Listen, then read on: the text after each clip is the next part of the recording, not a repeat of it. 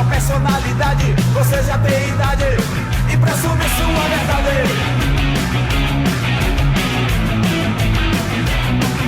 Tocou o AC/DC pelo som de Rita Lee. Tocou o seu blusão por a blusa de algodão. Ele diz que não é mais funk, que virou almofadinha. Tá todo engomado, tá anestesiado. Ele mudou, ele mudou, ele mudou, ele mudou, ele mudou. O satânico acabou. Ele mudou, ele mudou, ele mudou, ele mudou, ele mudou. O satânico acabou.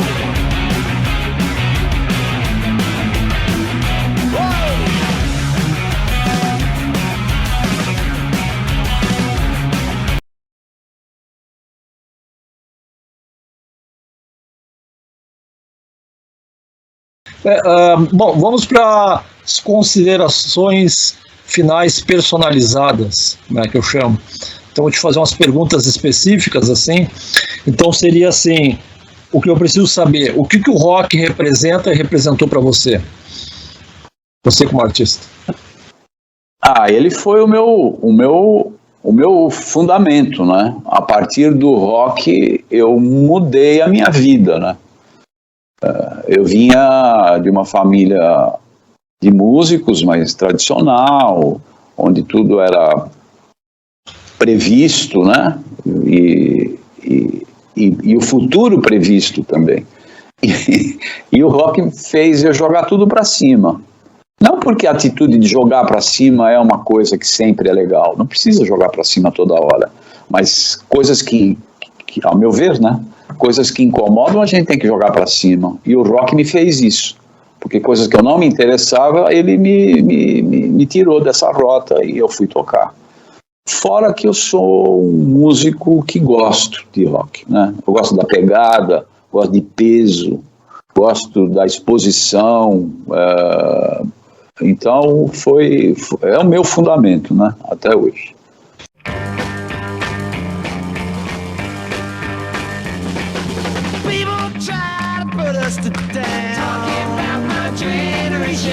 Just because we get around. Talking about my generation.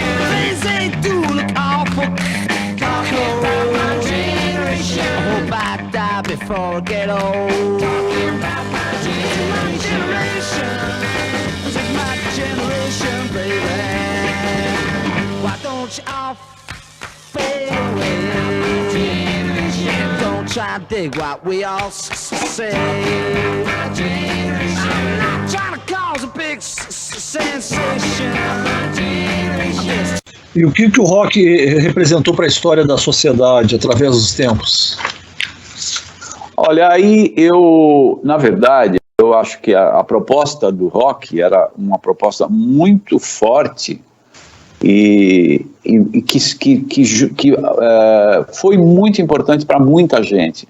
Mas, infelizmente, ele está se dissolvendo isso, né? E a gente vê que, hoje em dia, o rock se dissolveu de uma maneira bastante forte. E aí eu me pergunto, no que foi que realmente ele ajudou? Por culpa de todos nós, que a gente não deixou o rock nos ajudar como ele deveria. Eu vejo dessa forma. Ele foi vítima, o rock foi vítima do outro lado. E o outro lado veio com mais força e vem com mais força. Está com mais força e vem com mais força. Então é valorizar o rock, né? Como uma das coisas, talvez um movimento musical mais importante. Eu não digo talvez, foi um movimento musical mais importante, cultural, social, que abriu a cabeça de muita gente.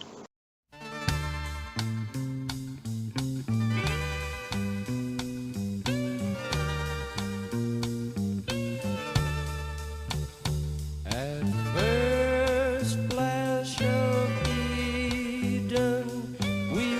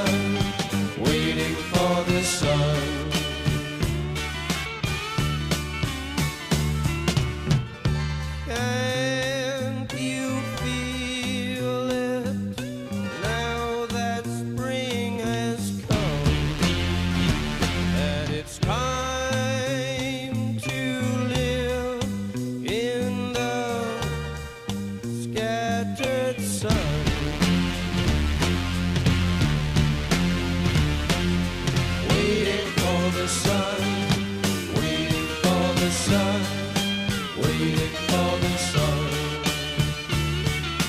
waiting for the sun, waiting, waiting, waiting, waiting, waiting, waiting,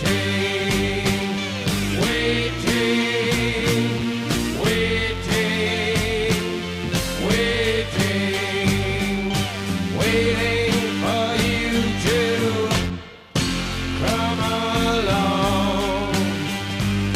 Mas o que seria esse outro lado? É o sistema? O sistema, a própria política, né? As pessoas, né? A questão, porque o rock ele tinha muito a ver com uma liberação veio do paz e amor, né? Os hippies, aquela coisa toda. Sim, o apogeu. E isso tudo se perdeu, né? Porque hoje você anda na rua aí, você toma um tiro facinho, se bobear, toma um tiro. Né? E a gente vê isso a cada dia, assalto e tudo mais. Então, como é que ficou isso? Onde foi parar toda essa proposta que foi uma coisa intensa e foi uma coisa verdadeira, né? Deixou marcas positivas em muita gente, em mim, por exemplo, me deixou. Mas perdeu para o sistema, né? Sim. Porque passou por várias metamorfoses e entre outras coisas, né? Aqui está dentro das coisas que eu te perguntaria, já que você vivenciou esse período, os anos 60, 70, né? Então, por exemplo, né? O rock ele modernizou a MPB, acrescentando guitarras elétricas nas canções, né? Que antes era uma atitude proibida pelos tradicionalistas, né? Sim. E você acha que o movimento hippie e a música psicodélica foram importantes para o rock brasileiro? Claro, nossa, muito importante, né? Muito importante, porque a música psicodélica pegou essa esteira e foi para o universo, né? As coisas se tornaram mais lúdicas, né? Mais sonhadoras, saiu do chão, né? Levantou voo. Foi muito importante a música psicodélica.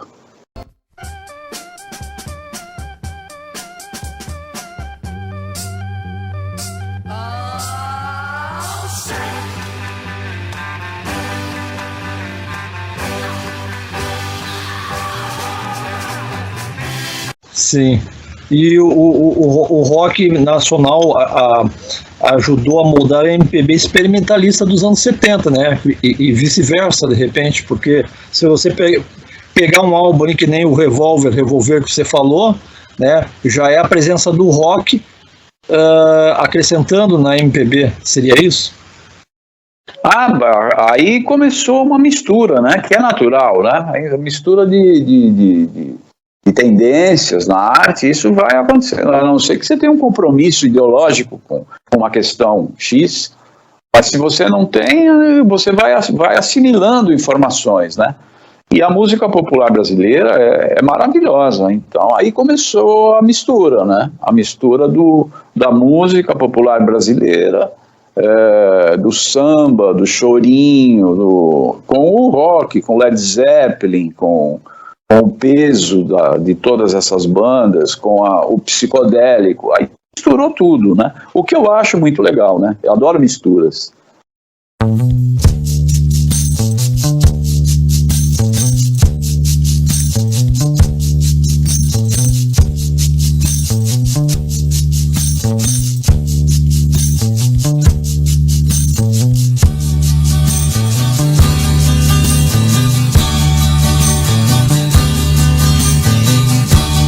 Jurei mentiras e sigo sozinho. Assumo os pecados. Os ventos do norte não movem moinho. E o que me resta é só um gemido. Minha minha vida, meus mortos, meus caminhos tortos, meu sangue latino,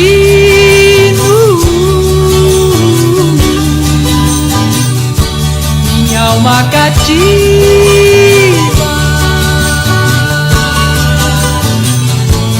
rompi tratados, traí os ricos. Sim, certo. E sobre os movimentos de bandas do rock progressivo, né? No Brasil, assim, né, anos 70, algumas bandas engrenaram, pelo menos musicalmente, mas não foi aquele sucesso, né? Vamos colocar assim.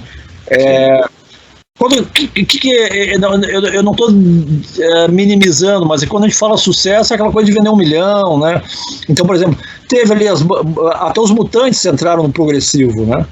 O que você, digamos, o que você teria a dizer sobre isso, então, que você que vivenciou esse período?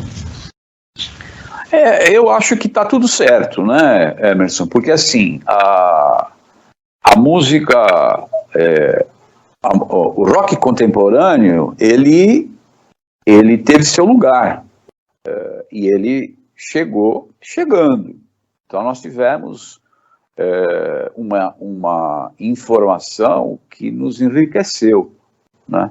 Eu, especialmente, acabei participando de uma banda de rock progressivo, e ainda mais, ela colocava o jazz no meio, colocava música latino-americana e fazia um balaio aí com tudo junto. Então eram todas essas informações, e eu sei o que isso causou em mim, né? Me abriu a cabeça também. Então a música, o rock, esse rock contemporâneo também foi muito importante.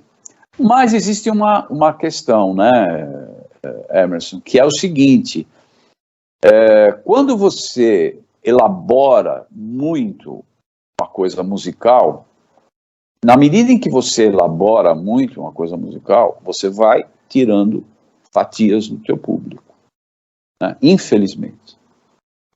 Porque nós vivemos num país que a cultura não é privilegiada, a educação também, então a gente acaba ficando, a grande maioria acaba ficando mais limitado nesse aspecto, né?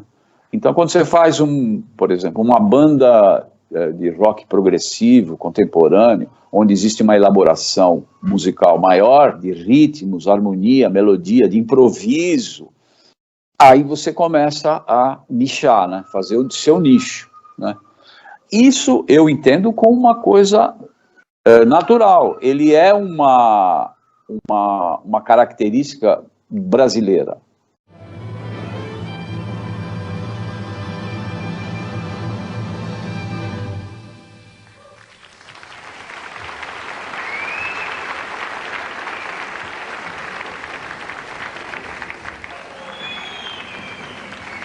Boa noite. Bom, eu não preciso nem falar a emoção que a gente tem de conseguir realizar esse espetáculo. É um sonho de muitos anos.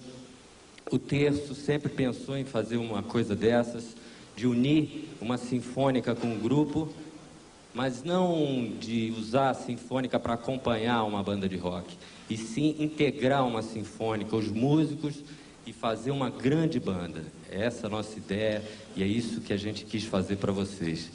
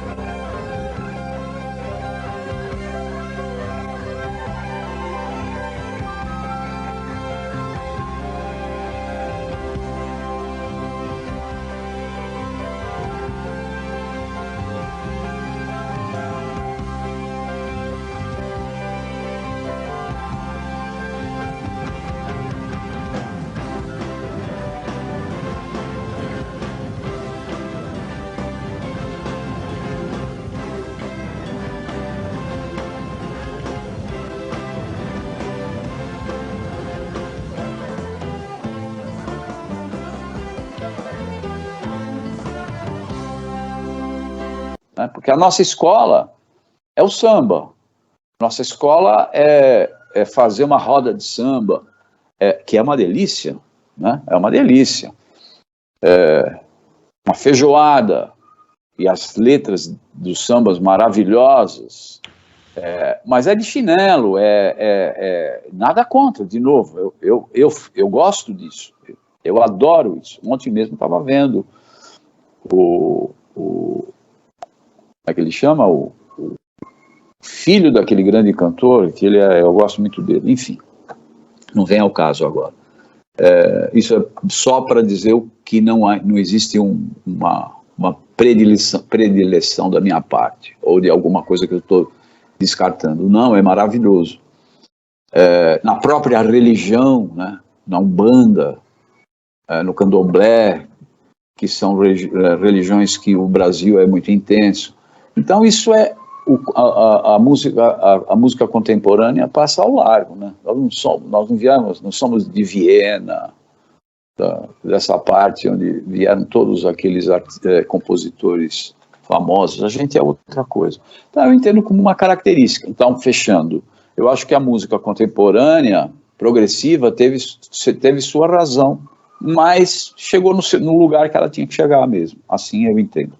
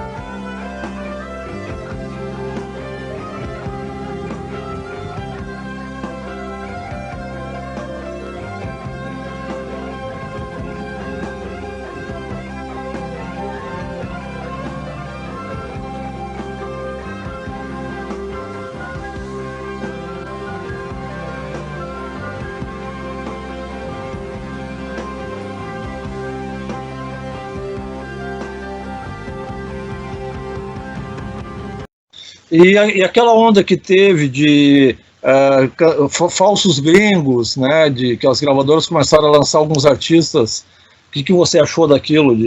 Que Fábio Júnior era Mark Davis, que eu era Music Machine. Let me run and hide. Let me run and hide. Let me run and hide. Sim, exatamente. Nada contra, né? Nada contra, porque a gente não prejudicou em nada. Esse trabalho era um trabalho de entretenimento, né? Era agradável. Se bem feito, era muito legal, né? Era muito legal. Tem seu lugar também. Sim, E de novo, eu vejo como uma mistura. E eu sou, como eu disse também, gosto muito de misturas. E tudo isso vai compondo todo esse caldeirão, né? Sim. Efervescente, né? Cultural. Sim. Inclusive o Hélio Costa Manso, que esteve gravando aqui, né? Mas ainda estou para lançar a entrevista dele. Ele era o Steve McLean, né? Steve McLean. Isso. Isso, exatamente.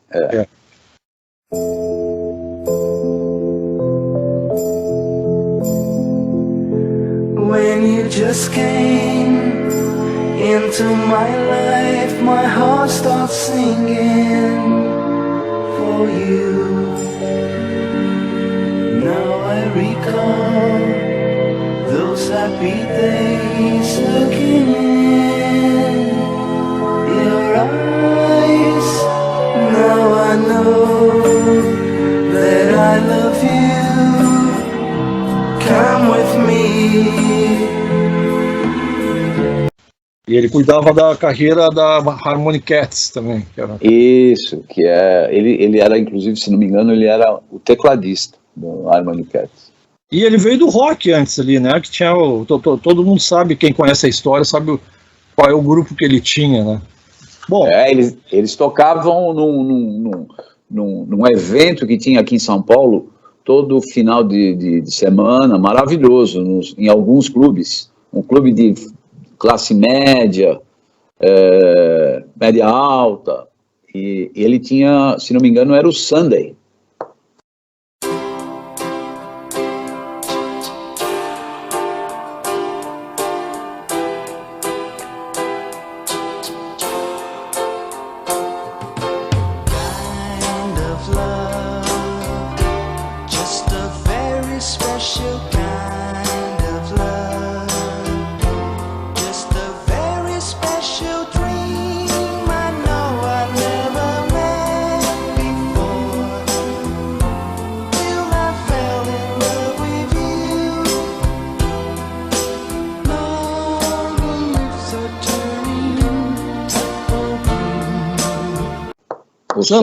Sunday, exatamente. E o baterista do Sunday é o Norival.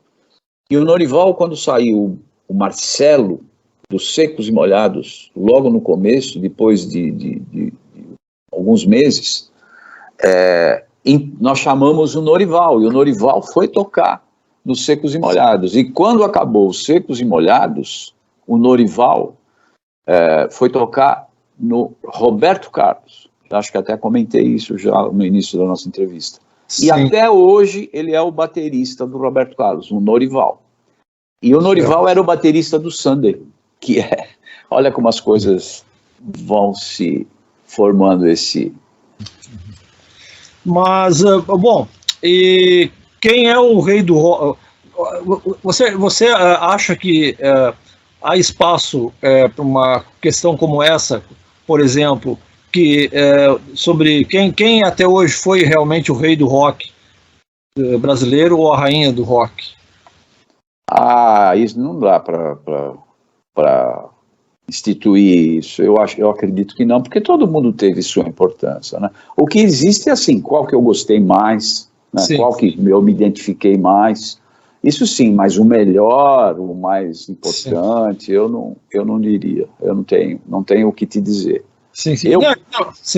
Eu gosto, tiveram alguns, para mim, foram os Beatles, né, sem palavras, né, foi o estopim de toda essa mudança toda. Internacional, sim. Internacional, já vinha, né, outras, mas acho que sim, no Brasil, por exemplo, a maioria fala, Rita Lee, rock brasileiro, Raul Seixas, vamos dar um exemplo. Né? Sim, todos, né? Todos muito importante, né?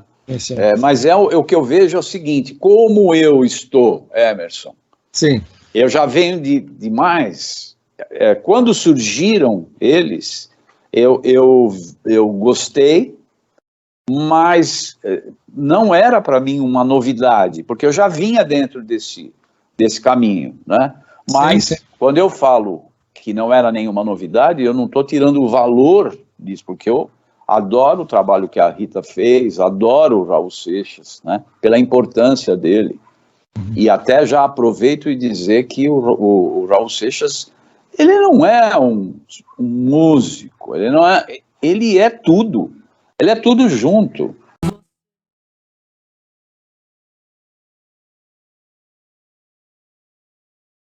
Ele é tudo junto. E ele chegou, foi um TNT, né?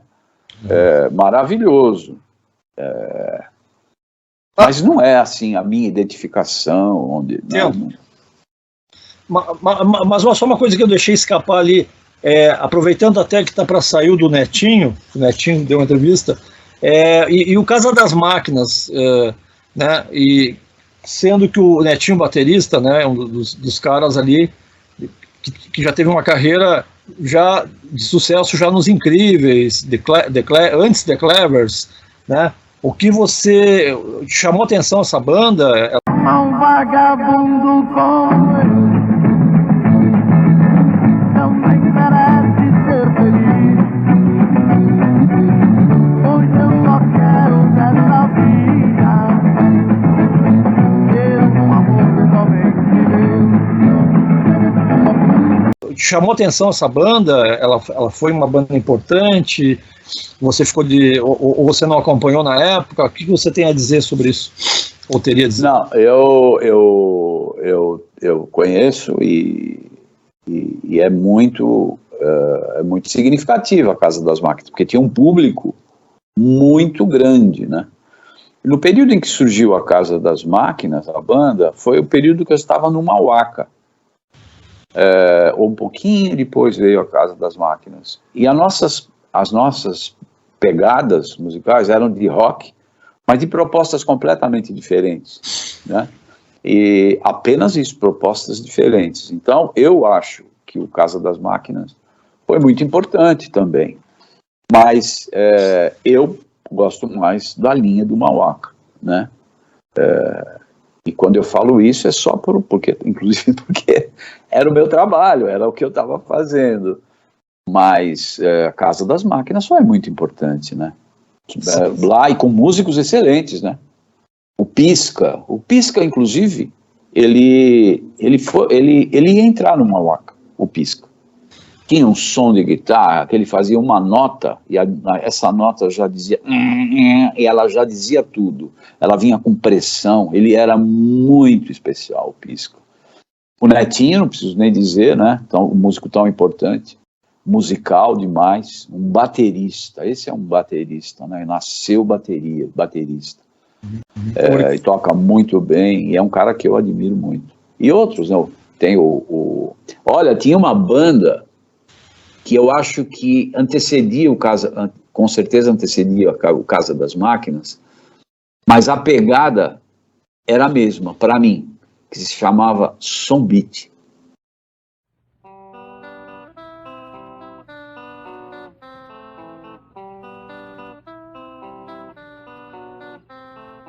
Ouça, canto esta canção.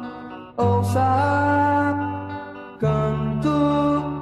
A lua foi a inspiração e só cantando é que eu posso declarar tudo que sinto dentro do meu coração.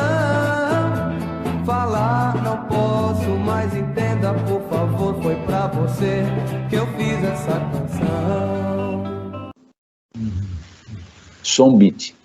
Inclusive o Fafá, que era o guitarrista, que depois foi pro Casa das Máquinas, levou um pouco disso.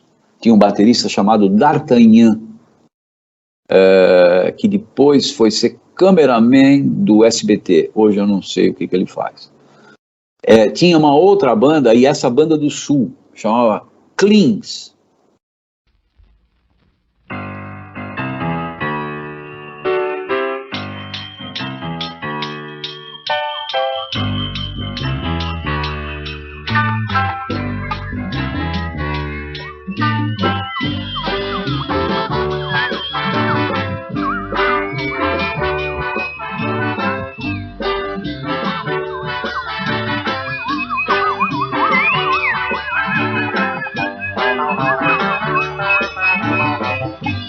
Hey girl,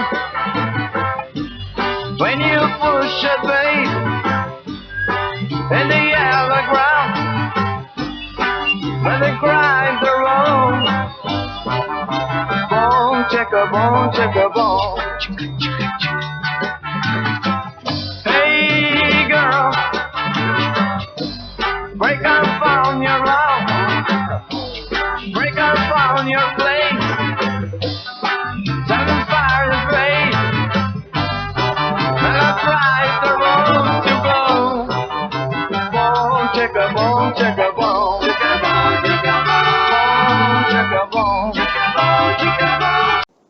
The Cleans veio aqui para São Paulo e me impressionou. Eu era bem menino e eu tinha um lugar, eu vou até agora voltar um pouquinho, porque eu acho que é interessante, porque faz parte do rock de verdade, o início do rock de verdade nacional.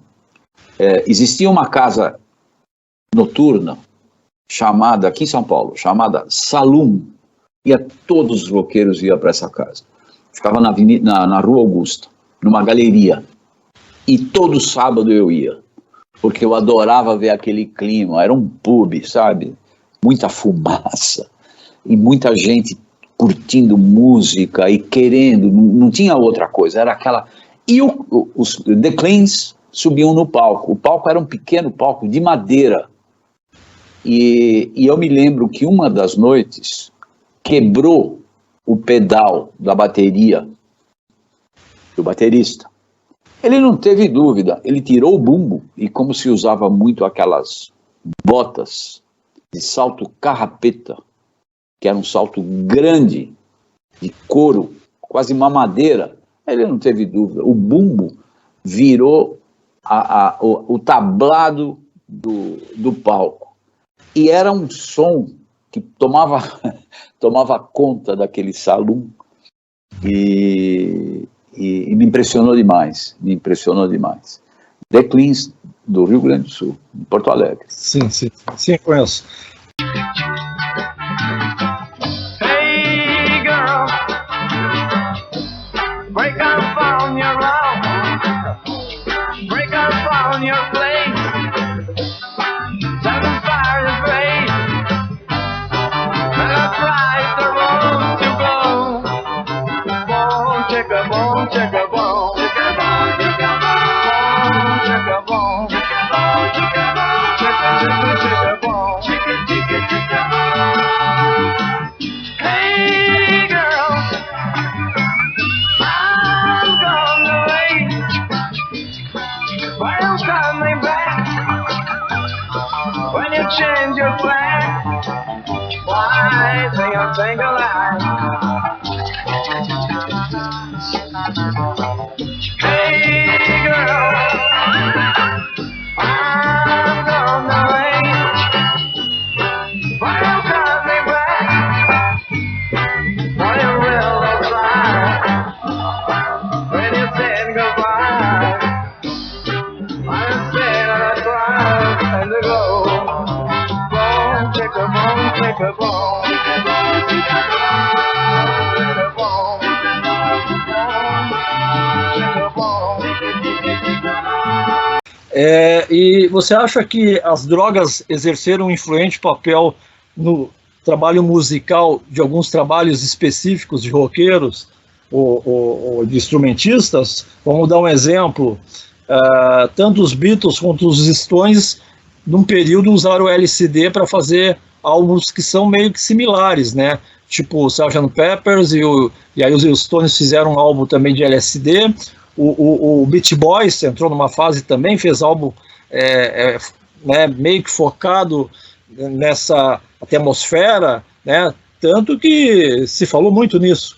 E eu queria saber como é que você, na época, enfim, acompanhou esse... Eu não acompanhei, eu vivi isso. Uhum. Quando eu digo vivi, eu vivi mesmo. Tomei ácido, não foram um ou dois, não. Tomei alguns. E isso é uma coisa, até hoje, meio venenosa, né? As pessoas não gostam muito de falar sobre esse assunto e tal. Mas eu acho que foi muito importante. Foi muito importante, porque foi mais uma das coisas que fizeram a cabeça sair daquele padrão que já estava. E eu não tiro aí o perigo, que foi um perigo. Mas o que, na verdade, você tem que fazer para mudar as coisas? Você tem que ser arrojado, você tem que correr um certo perigo, né? Porque senão você se estabelece dentro de um padrão e vai ficar a vida inteira dentro disso. Quem quer mais, se arrisca, né? E isso é até hoje, é em todos os lugares, né? Se você busca muita segurança, muita perfeição, você vai ficar mais no mesmo. Você precisa se expor, você precisa correr esse risco.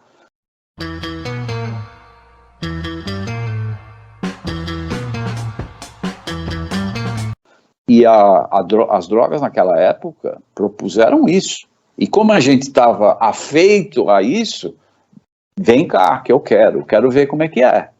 Então, eu tomei ácido. E foi muito legal, foi muito importante. Quando não foi legal, teve o seu lado positivo para eu ver como é que foi. Agora, eu não tiro a questão do perigo, né? Porque foi muito perigoso. Mas é que nós, naquela época, a pegada era outra. A pegada era artística, a pegada era mais de amor, a pegada era mais de ajudar o próximo, sabe? Não tinha esse terror todo que hoje existe, né? Então, eu acho que foi super, não acho, tenho certeza que foi super importante para o rock a época das drogas, tanto nacional quanto internacional, e por ser perigosa, levou a alguns grandes artistas, né? E isso, para quem está assistindo, eu gostaria de colocar e destacar como historiador, é que é muito difícil para um jovem, pelo que eu observo, de hoje, o jovem mesmo, aquele que tem, o adolescente, enfim, aquele que tem 17 anos hoje, 16, 15, compreender, né, compreender a essência de tudo que aconteceu naquele período, qual é que era digamos assim, qual é que era a visão, né, ter a empatia, assim, é muito difícil entender por que tudo era daquele jeito, no caso, né, o paz e amor, né, porque hoje para alguém que, enfim, para um jovem, para um adolescente que vive uma época que tem violência, que em alguns esquemas, em algumas tribos, em alguns nichos, né, beira a irracionalidade muitas vezes, inclusive na parte criativa e musical, então fica muito difícil compreender esse período. Mas eu creio que vocês, ouvindo esses depoimentos aqui dos nossos convidados, nossos artistas convidados, vão ter, pelo menos, uma curiosidade em se aprofundar, né, e pesquisar mais à frente ainda, né? Porque cabe de interesse, eu acho, pelo menos individual particular, de a gente ir atrás da nossa história, né? A história de gerações, né? Que toda geração tem um jovem, e esse jovem se torna adulto, e vai passando o bastão para a próxima, né? E, assim espero. Bom, o sonho acabou, Emílio? Não. O sonho tem que ir se adaptando. Ele não pode acabar nunca. Se acabar o sonho, acabou a vida. Para mim é isso. É o sonho em primeiro lugar. Não acabou o sonho. De jeito nenhum.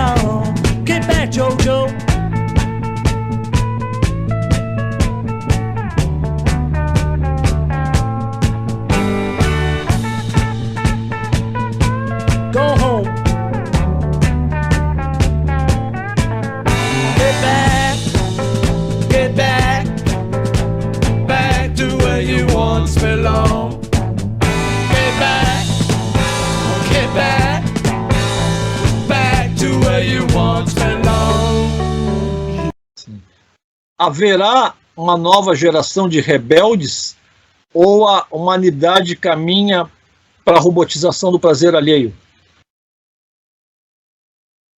Ou seja, seremos robotizados, ficaremos robotizados, ou haverá uma nova... Não, eu acho que nunca seremos robotizados. Haverão tendências, haverão desafios, muita chamada para que a gente entre nessa. Mas eu acredito na essência do ser humano, sempre acreditei. Eu sempre acreditei na essência do ser humano. Essa vida aqui, ela tá se tornando cada vez mais difícil, e é inquestionável. Não se trata de ter uma visão negativa ou pessimista. É fato. E eu acho que é importante se reconhecer isso, inclusive para poder sonhar. Você tem que adaptar o teu sonho a essa realidade. Então eu sempre, nesse sentido, eu sou muito otimista. Eu acredito no ser humano. Então vamos passar por momentos provavelmente bem mais difíceis, mas a essência humana é da reação, é do bem. Ela é isso. Vão ter desvios, vão ter violências, mas eu acredito no ser humano.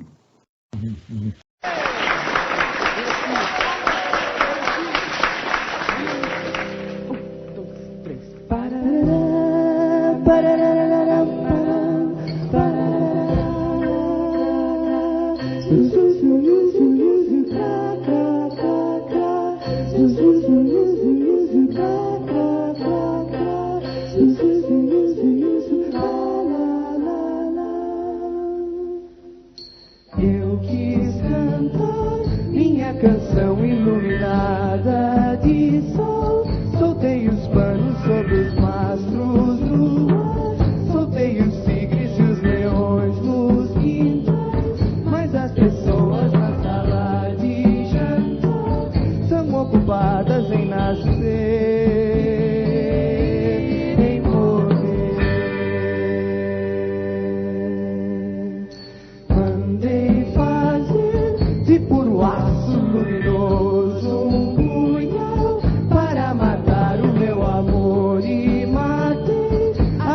Horas na vida central, mas as pessoas na sala de jantar são ocupadas em nascer,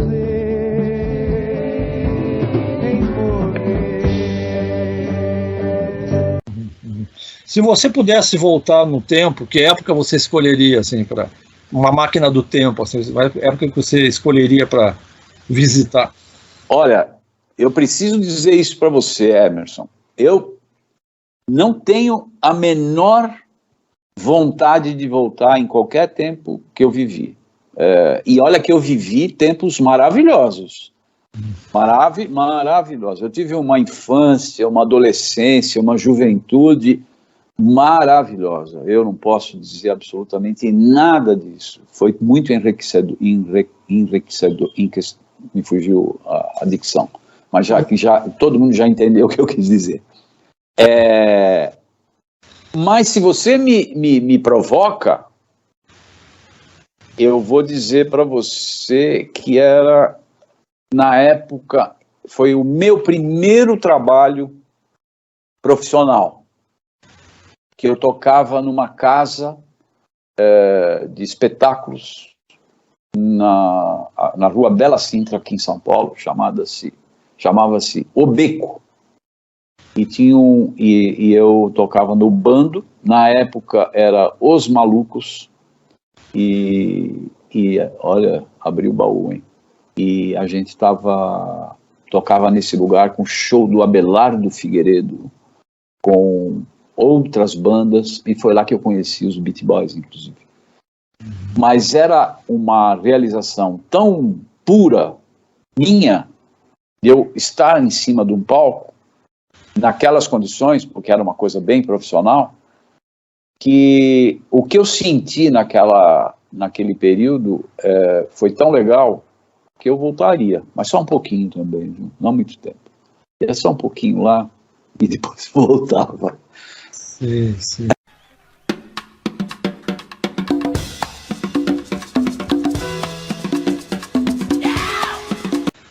E a crítica, ela te afetou muito, não? Ou sempre... O que você acha que a crítica, ela representa para o teu trabalho individual e para o artista? O que você acha? Olha, a crítica, ela é contundente, né? Ela é contundente. Não existe, na minha maneira de ver, não existe nenhum artista que não se toque com uma crítica, tanto positiva quanto negativa. Porque, claro, uma crítica passa a ser popular e é uma visão, uma visão popular de um trabalho que você fez e que você não acha que seja aquilo, se ela for negativa. E não é bom, não é bom. O que tem que ser feito, o que eu faço, né? O que tem que ser feito, imagina, cada um faz do jeito que é o livre-arbítrio. Para mim, o que eu estou fazendo porque é presente, é saber lidar com isso, é saber lidar. É importante que você saiba reconhecer o que tem que ser reconhecido e descartar o que não é interessante. Mas existe pressão. Ninguém faz isso com o pé nas costas. Então essa posição assim, blasé de, eu não ligo para crítica e tal, eu não acredito.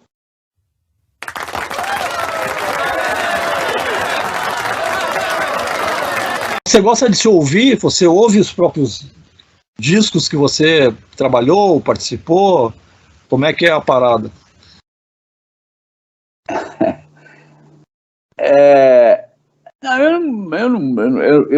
Eu fiz, ficou.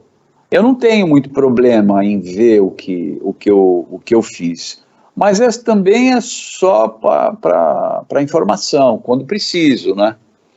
Eu estou muito curioso, Emerson, agora nesse trabalho que eu estou fazendo. Estou muito curioso, inclusive nesse aspecto, porque como ele é muito íntegro no sentido amplo do ser humano, né? A música expressando aquilo que eu sinto, o meu sentimento está diretamente colocado naquilo que eu estou fazendo. Talvez isso seja para mim um marco daquele momento que acabei de realizar. Então talvez eu vá ouvir para ver como é que era naquele momento, porque com certeza eu vou ser outro cara, porque a partir de qualquer coisa que a gente faça, a gente vai absorvendo coisas e vai se adaptando, vai mudando, vai vendo como é que é e tal. Então eu não tenho muito, assim, não me chama muito para eu poder ouvir coisas que eu já fiz. Nada contra quem gosta. E nada contra quem não gosta também, que tem muita gente que fala, nossa, eu não suporto me ouvir. Não, eu tô tentando me equilibrar aí no meio dessas duas vertentes. Tá. Qual é o legado? Como é que você gostaria de ser lembrado daqui uns 50 a 100 anos? Ou qual o legado? Primeiro que eu acho que eu não tenho toda essa importância, né? Não acho que eu tenha toda essa importância. E acho até legal eu achar isso. Porque, de novo, estamos todos na mesma procura, na mesma labuta, né? Acho que eu gostaria de ser lembrado como um cara talentoso e um cara legal. Pronto. Para mim tá bom, tá de bom tamanho. É bom que essa pergunta dá de tudo, né? Só teve um aqui que disse assim, eu não quero ser lembrado. É legal isso. É legal, hein? Acontece. Legal. Legal. Quando for ao ar, vocês vão saber quem é. Tá, eu acho legal, né? Porque também já foi, vamos seguir em frente, vamos ver o que tem aí pela frente, né? Não Isso. Quero nem ser lembrado, cada um faz a sua parte, legal. Certo. Bom, nós vamos encerrar aqui, enfim, o papo poderia render horas, mas eu gostaria de dizer que eu gostei muito, agradeço muito, né, inclusive essa participação em sessões, né, e esse trabalho não para por aqui, né, tem a obra ali, tem o livro em curso, tem a revista eletrônica, né, e você, enfim, volte sempre, né, está aí convidado.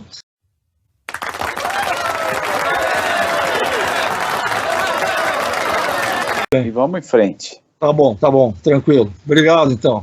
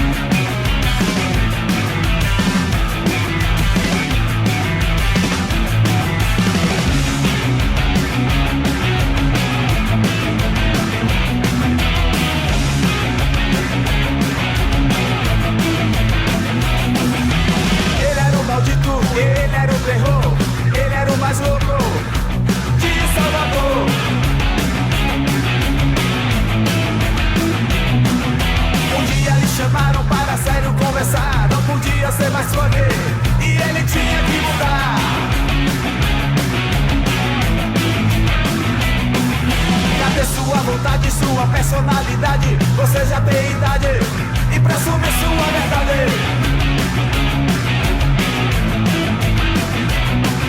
Trocou o AC/DC pelo som de Rita Lee, trocou o seu blusão por uma blusa de algodão. Ele diz que não é mais punk, que virou almofadinha, tá todo engomado, tá anestesiado. Ele mudou, ele mudou, ele mudou, ele mudou, ele mudou. O satânico acabou.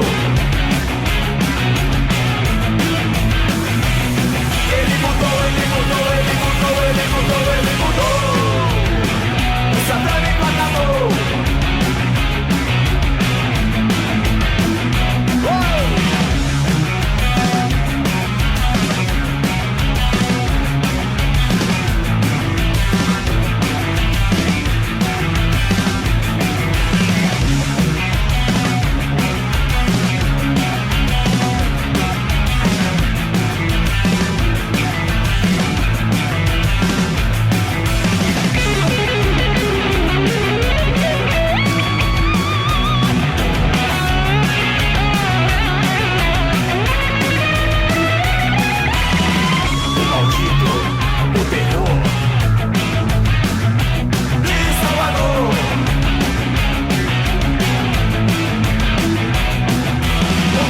Chamaram para sério conversar, não podia ser mais punk, e ele tinha que mudar, mudar, mudar, mudar. Cadê sua verdade, sua personalidade? Você já tem idade e pra assumir sua verdade.